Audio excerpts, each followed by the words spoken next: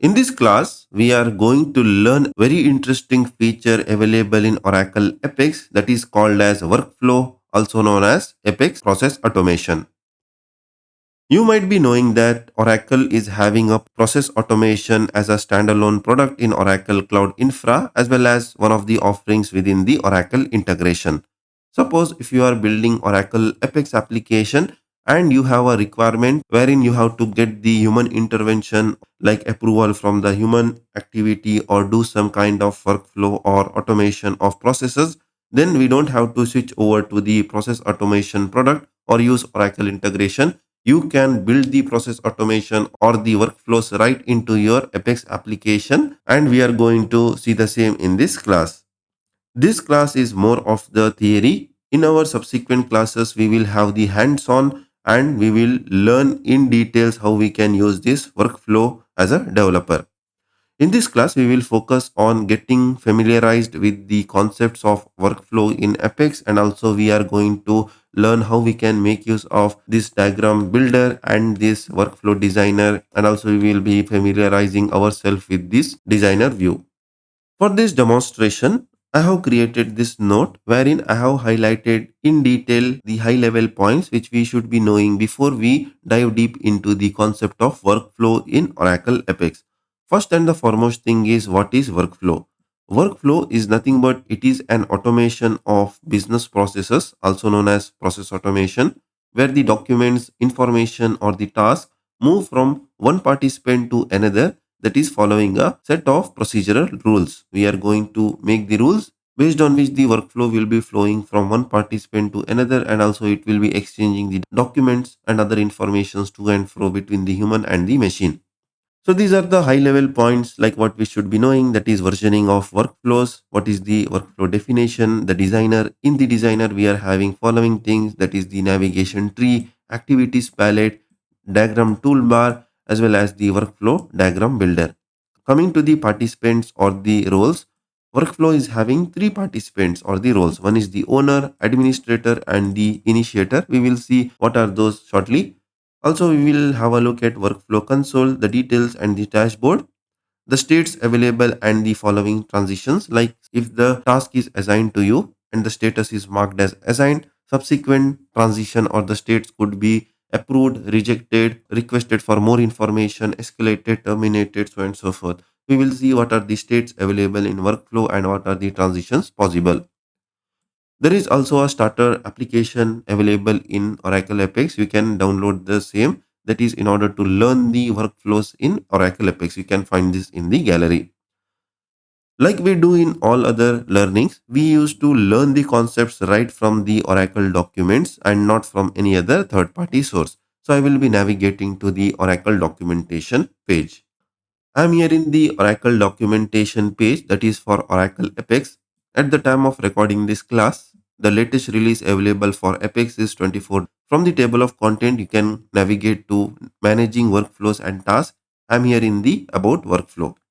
Oracle has highlighted what is workflow and what are the capabilities available in the workflow. Basically, it will have a workflow versioning. That is, we can work with the development version as well as we can have an active version available for the workflow. Also, we can have multiple versions as well. At a time, only one workflow version can be in the development. Suppose if the team is working, then you have to share the same version between your team members. Then coming to the workflow definition we will see in detail, but at high level, these are nothing but the parameters, the variables, activities, connections, and the participants. I will tell you in detail what is parameter and all shortly. Workflow designer is nothing but it is the same. It will be available under the shared components, workflow, and the workflow definition. And we are having the workflow console, that is for monitoring and administering the workflows, and also there is the runtime engine. So this is the designer, but in actual when you are calling the workflow from Apex page, it will be calling the runtime version of the workflow, for which you have to make the workflow as active. Let's first see what is the workflow version. In the workflow versioning, we have in development, active and inactive. In development workflows, these are editable, used by the developers, and we can have the developer session active on this kind of workflows. Only one version of the development workflow can be in development at a time. Only one version you can mark it as in development. Suppose if you want to know how it will look like, Just click on this version over here and we can see there is this state which marked as in development. So you can change the state after the activate. We will be turning this particular version as active. Nothing to worry. I will tell you how we can create this particular workflow from scratch in our next class. This is just on the theory. I'm just flipping between the designer and the documentation so that you can relate. And by the time you are ready to start developing workflow, you will be familiarized with the concept. Coming to the active, you can make the workflows partially editable. When we make any version of workflow active, we cannot make again that particular version as in development. In order to make enhancement or modify anything, we have to again create a newer version and mark that particular version as in development, and that development version we have to make it as active. At a time, only one version of workflow can be inactive at a time. So this is contrary to the process automation in OCI or in the OIC, where we can have multiple process automation or the workflows or the processes active simultaneously. So once you make the new version of workflow as active, your prior versions of workflow will marked as inactive. So you cannot start a new workflow instance for that. Multiple versions of workflow can be inactive at a time. Like suppose you are having an enhancement, you will create a newer version of the workflow and previous versions will be inactive, which means you will have multiple previous versions and Oracle Apex will allow multiple versions to be in inactive state. Also, you can delete an inactive workflow, suppose if they are not needed anymore. But you have to make sure that when you delete any inactive workflow, any instances which are already created with that particular version, that also will be killed or purged from the system. This was regarding the workflow version. Coming to the workflow definition, workflow definitions are nothing but these are the placeholders which contain the information like the parameters. Now the parameters, these are needed in order to pass the data to the workflow when it is getting initiated. Suppose I'm building the leave request workflow. When the workflow instance has been created, on click of the button in our Oracle Apex page, I have to send few information like the employee ID or the leave request ID, so that subsequently I can make a call to PLSQL and get the data from the database or from REST service. But some identity we should pass when it is getting initiated. So this is why the parameters are needed. And also there is in and out kind of parameters. In parameters are needed in order to pass the data into the workflow. Suppose if you have built a common workflow which will check the stock in the inventory and it will respond back to the parent workflow. In that case, a child workflow has to return the data back to the parent workflow. In that case, we have to create few parameters which can pass the data back, like stock available, stock not found, or in case of leave request, we are having one parent leave request workflow. And in order to check the balance of leave, we will create one more workflow. In that case, child workflow, which will check the balance of leaves, it has to send the data back saying leave available or the balance available. In that case, we have to create out parameter. In some of the cases, you can reuse the same parameter like in out. So you can have a look at this. Coming to the variables, workflows will have the variables section. So these are tied to the particular versions. If you see the version over here, these variables are part of each version in the workflow. But parameters are common to the entire workflow. If you are having multiple versions, it will be applicable. In every version, if you want to increment the variable, you can add it over here. Also, if you want to modify parameters for all the versions, you can add over here. The parameters are global, but variables are specific to that particular version. Now, variables are used in order to store the data at runtime, that is for specific workflow version. So by default, when you create any variable, it will be a null value. So you can update the workflow variables using this package and the procedure, or at the runtime, I will show you how we can update when we have a hands-on. Coming to the workflow activity is nothing but it is the logical step in the workflow. Each workflow activity requires the human or machine resources to support workflow execution. For example, if you see over here, the activities available at the time of recording this class, every activity is an event, or you can say it as a logical step, like a human has to intervene, or in case of invoke API, the machine has to supply the data. Invoke workflow, other workflow has to talk to this parent workflow if you are making use of this invoke workflow. So in short, each and every activity needs either the human or the machine intervention. So each activity, if you see over here, by default, when we create any workflow in Apex, it will add this simple activity. In order to change this activity which Oracle added, we can select one among. So these are the only activities available at the time of creating. If you look at the activity, there are arrows. These are called as the connections. So every activity will have an incoming and the outgoing connection. Exceptions are the start activity. Here there is no incoming connection, only outgoing is there. And coming to the end activity, there is only incoming, no outgoing.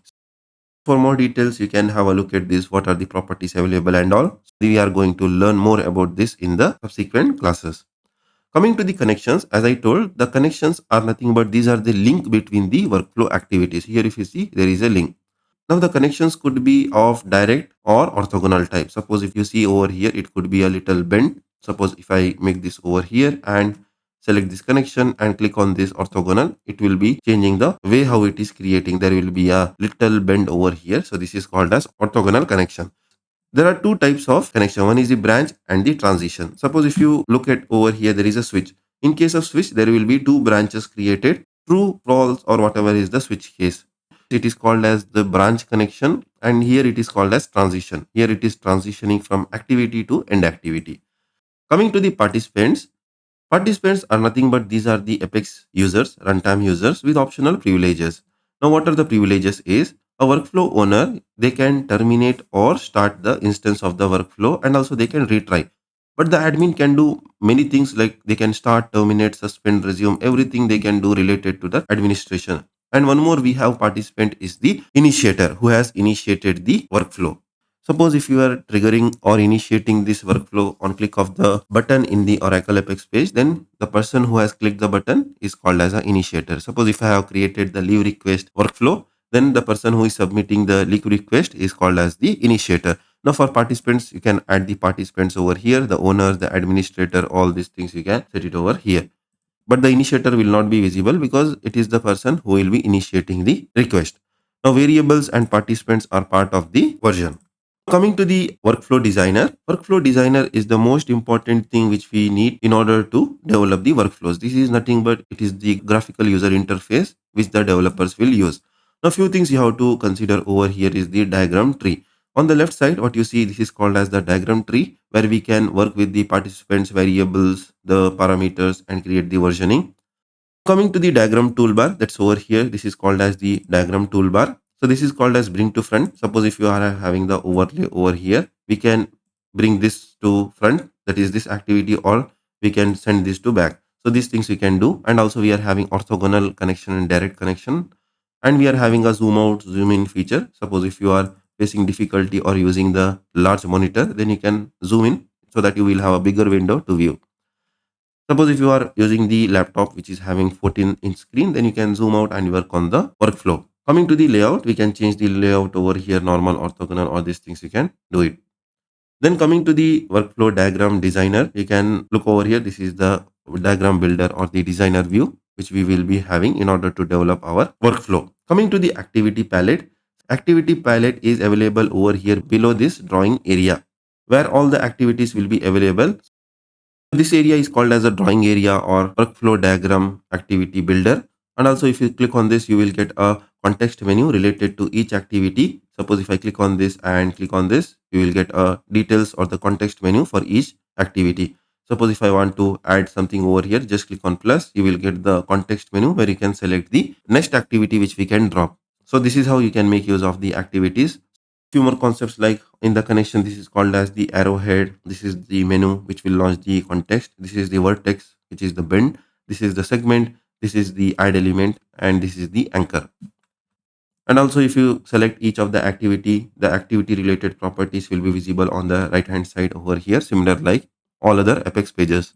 Now coming to the workflow console, the details and all.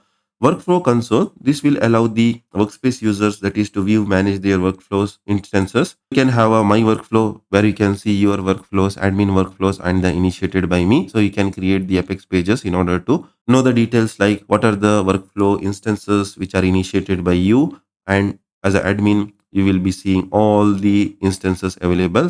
So you should be creating one workflow dashboard application or the page. So in detail, we will learn how we can create a Oracle Apex application to do all these management activities. Coming to the workflow runtime engine, when we are activating this particular workflow, our Oracle Apex at the production or at the runtime, it is calling the runtime version of the workflow, not the development. Oracle Apex is having the runtime engine to process or create the instances for the active workflows. Coming to the state, every workflow will have a state like active, suspended, completed, terminated, faulted. So this will be for the instances of the workflow. Suppose if no errors encountered and everything went smoothly, all the human activities and the activities other than all the human and machine activities, then it will be marked as completed. Suppose if the owner or administrator has terminated, or if you have written some logic event of which it will go to terminated, then the status will be marked as terminated, suspended, all these things we will see how it will look like. Now here is the chart or the table Oracle has provided. Suppose if it is active, this is normal, and possible transitions from here could be completed, faulted, so and so forth. So these are the possible states and the transitions which you can make a note while building the workflows in Oracle Apex. Coming to the example, as I told at the beginning, Oracle is having a starter or the sample application with the name sample workflow approvals and tasks. This app you can find in the gallery, you can install and you can have a hands-on on the same. So this was regarding the theory. In our next class, we will start step by step how we can build a leave request automation. We will have the series of classes where we will learn step by step in order to build a full life cycle of leave request application, which will have also the functionality to call the child workflow. Also, we will look at how we can work on the enhancement. Suppose if you have migrated your workflow to the production.